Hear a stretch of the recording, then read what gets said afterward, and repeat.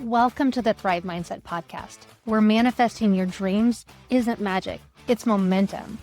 I'm your host, Carrie Dahle, entrepreneur, author, and manifestation coach, and I'm here to help you stop holding yourself back and start building the life you've been craving. Each week, I'll share real stories, practical tools, and powerful mindset shifts to help you reframe the negative, embrace gratitude, and take aligned action toward your goals.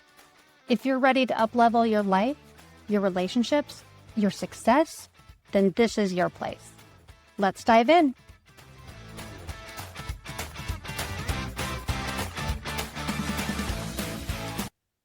Hi, everyone. Welcome back to the Thrive Mindset Podcast. I'm Carrie. And before we even get into today's topic, I have to tell you, I just came off of the 5 most chaotic days I've had in a really long time. Not chaotic in a fun way, like chaotic in the how is this actually my life right now kind of way. So today, we're talking about something I had to live through in real time this week. And that is what it looks like to stay grounded when someone else is completely out of control, not in theory, and not after I've had time to process it and get all wise and reflective about it. Seriously, in the middle of it, while it's happening, while I did not have the luxury of being calm. So let's get into it. If you're new here, welcome. I am a real estate broker here in Ashland with the Scott Lewis Group. And I'm also the founder of Thrive Mindset, where we talk about manifestation, gratitude, and choosing really an intentional life, even when life is doing everything it can to knock the plan off course. And this week, life really did not cooperate. I want to walk you through what happened with a rental property that we have. But because underneath the story is a lesson I think every one of you needs to hear this week. Maybe it shows up for you in a difficult client. Maybe it's a family member, coworker, someone in your own home. Someone else's chaos is going to show up in your life. And the real question is whether you let it move in. So for the past 3 months, I have been walking on complete eggshells with a tenant we gave notice to. We have a rental that's furnished that we have never allowed anyone to stay more than, we'll say 9 to 12 months. But I think the max anyone has stayed has been 9 months until this last gal. And when she hit her 9-month mark, she asked if she could stay for another year. And I hesitated because I've never wanted that, which is why I fully furnished it. I mean, it basically could be an Airbnb, but when we put this all together, it was COVID and it was a bad time for that. So we just have done clients of mine that were in between homes or traveling nurses. And in this case, a gal that was a single mom. And I just felt for her. And when she asked for more time, I hesitated. But at the same time, I didn't have anyone else that I knew was coming in.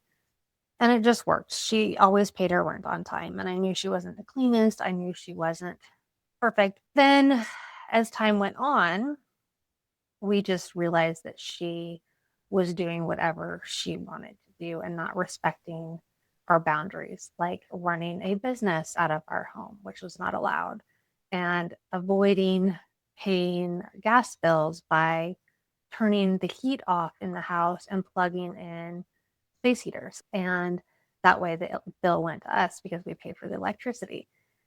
And it just got more and more annoying. And so when one of our kids decided that they were ready to move into it, it was perfect timing to just say, okay, in Oregon, we're allowed to give you 90 days notice when a family member is moving in. And this home has always been saved for our family, ultimately. I mean, I bought it originally thinking that my parents would spend a couple months a year here, which didn't work out. But either way, that's what the intention was it was always for our family. So during these couple months, her true side came out. She started just ranting and going off. She thought it was my job to find her a new rental. She didn't think 90 days was enough. She didn't understand how we could just be so cruel and not tell her sooner. I mean, it was just kind of craziness. And I didn't see it coming. And even more so, I didn't see what happened the last 5 days coming at all, which completely tested me because every single day there was a different story about when she'd actually be gone. She originally was going to be gone on a certain day. Then it was, no, I'm not done yet. Then it was, can we do a walkthrough? But then my husband went down there and nothing, it was still full of her stuff. How can you do a walkthrough? Then it was, okay, I'll have it all out. I'll pick up the cats, which that's another story. That was not supposed to happen. But I'll pick up the cats and then my cleaner will be there. And then, it was me going down there at like 2 hours after she was supposed to be gone and she's still there. And then me coming back to what was supposed to be something clean. And it was the most disgusting space that I've walked into in a really long time. And that's really the part that gets me, is that I was getting texts telling me everything was clean, everything was handled, don't worry about a thing. And then minutes later, she's leaving voicemails for my husband telling me a completely different story. And not a slightly different story, but a completely different story. And thinking that she could still come back days later into the next month to pick up the rest of the stuff and clean and whatever. It just blows my mind.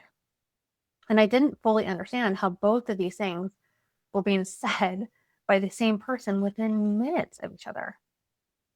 And when I was finally able to get in for a walkthrough myself, I found the truth, which was it was filthy.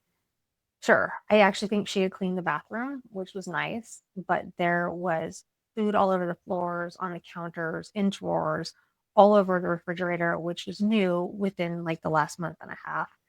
The couches, it took me a shop vac to clean all of the crap out of them, and the chairs, underneath dressers, underneath beds, underneath rugs. I mean, everything was filthy. And I just don't even understand that. I mean, the worst one was when I was pulling out all the cookie sheets and that thing. In the very back of that cupboard was a muffin tin that had been put back into the cupboard with batter still sitting in every cup. Not baked, not rinsed, just put away like that's a normal thing to do with a muffin tin. And somehow there were no ants, no rodents, nothing. I genuinely cannot explain to you how that happened. So, 10 hours later, 10 hours of my own hands cleaning what might be the most disgusting 800 square feet house I've ever stood in, and a leather couch and a box spring both destroyed by cats on the bottom because she decided to allow them to crawl up underneath cushions and that was okay. And walls that told the real story of what those months had actually looked like behind closed doors with holes and scraped up paint, and it was just sad. And through every bit of this, she was certain, completely certain, that her deposit should already be back in her account before a walkthrough, before any accounting, before anyone had even confirmed what condition she left the home in. And I want to be really honest with you. There was a version of this week where I let chaos become my chaos, where I matched that frantic energy, where I argued my way through every contradicting text and voicemail, where I let certainty about the deposit start to make me second guess the very obvious truth sitting in front of me in that home. That version was available to me. I could have picked it up at any time. I am proud of myself because I didn't. I didn't react to her texts. In fact, I didn't respond at all, other than to say, your stuff is on the porch, come get it. And then when she didn't, we put your stuff in storage. Let us know when you'd like to get it. What's your forwarding address? And the fact that I didn't fall into that trap is what I actually want to talk about. Because here's what kept coming back to me. And I think this applies way beyond rental properties. And that's first, their chaos is information, not an assignment.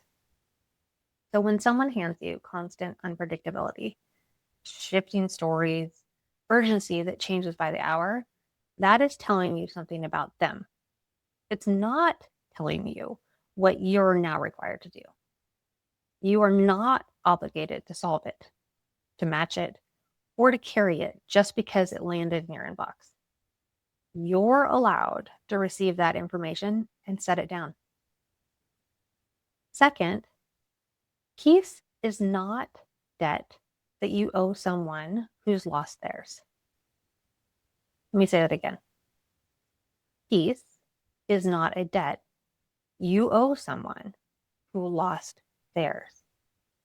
This one is sneaky because it doesn't always look like drama. Sometimes it looks like guilt.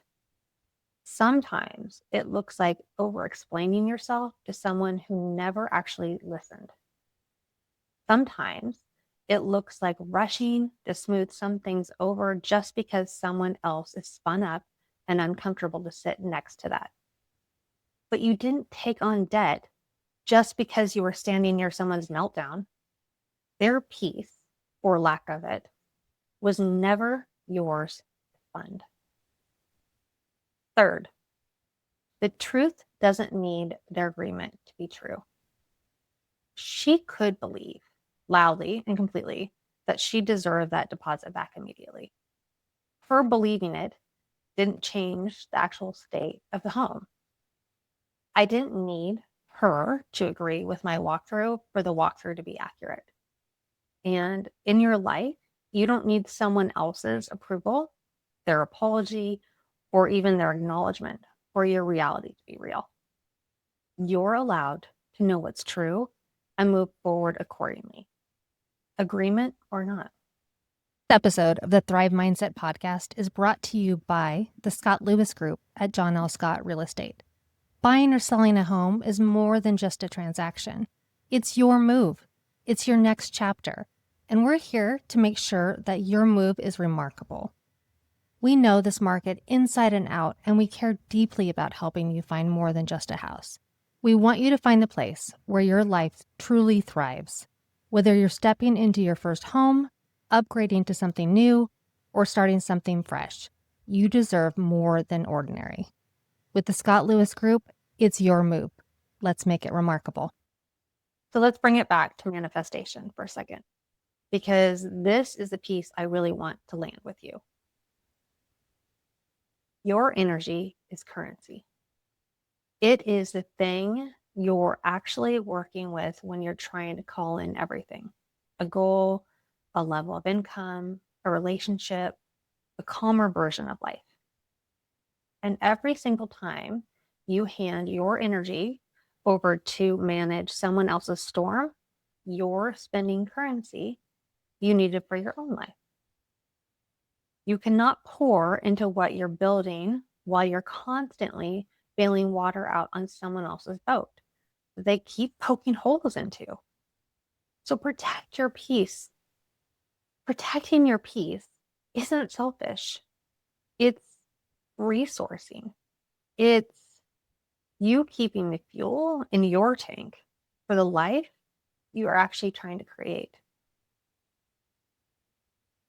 So here's what I want you to do this week. 3 things. And I genuinely love for you to sit with these in your gratitude journal if you keep one. First, notice where someone else's urgency is trying to become your emergency.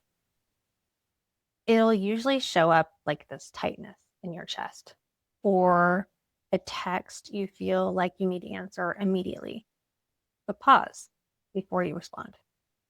You almost never have to react as fast as it feels like you do.